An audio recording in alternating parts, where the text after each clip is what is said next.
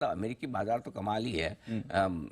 Life high पे life high लगातार बना रहे हैं बिना किसी खबरों के बना रहे हैं। Yes. बहुत अच्छी बात है। और एक इंटरेस्टिंग चीज बताऊं दीप, जहां हमारे पिछले 3-4 दिनों में लहूलुहान पड़े हुए हैं हमारे सारे mid cap small cap share. Yes, sir. America का रसेल 2000 जो स्मॉल कैप इंडेक्स वहां का है, जहां पर उसमें 2000 शेयर हैं उस इंडेक्स में, वो पिछले 3 दिनों में 5% भागा है। Yes, sir. सो ब्रॉडर मार्केट में अमेरिका में भरपूर तेजी बनती दिख रही है। अमेरिका घटने से इनकार कर रहा है। ठीक है, कल थोड़ा ऊपरी लेवल से प्रॉफिट बुकिंग आई, तो वही वाली बात है ना, वो भी तो यार रोज के रोज हाई बना रहे हैं, कभी तो रुकेंगे ना।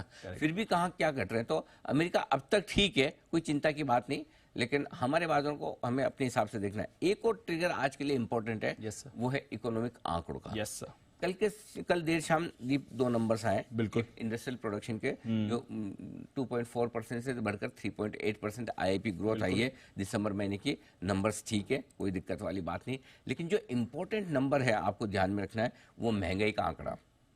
जनवरी महीने की महंगाई आई है 5.1%, जो कि हमें उम्मीद थी, एग्जैक्टली उम्मीद के मुताबिक आई। लेकिन इंपॉर्टेंट ये नहीं, इंपॉर्टेंट दूसरा नंबर है जो मैं बताता हूँ, जो लोग नहीं पढ़ते हैं।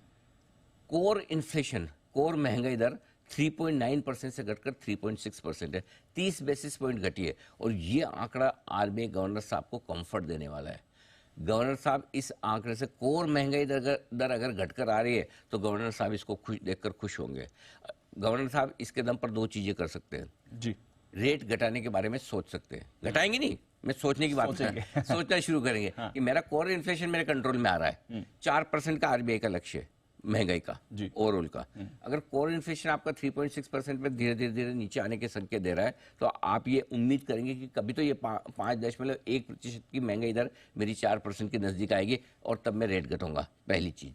दूसरी चीज दीप ये है कि हो सकता है थोड़ा सिस्टम में लिक्विडिटी डालने के बारे में गवर्नर साहब सोच ले। हाँ, क्योंकि अभी लिक्विडिटी, मैं सिस्टम में पैसा डालूं, लोगों के हाथ में पैसा ज्यादा है, ज्यादा मनी सर्कुलेशन हो, महंगाई बढ़ाता है। तो मैं अभी महंगाई नहीं बढ़ाना चाहता, इसलिए लिक्विडिटी टाइट कर रखी है। ठीक है, इन कोर इन्फ्लेशन के दम पर गवर्नर साहब ये भी सोचेंगे कि क्या मुझे थोड़ी लिक्विडिटी सिस्टम में डाल देनी चाहिए।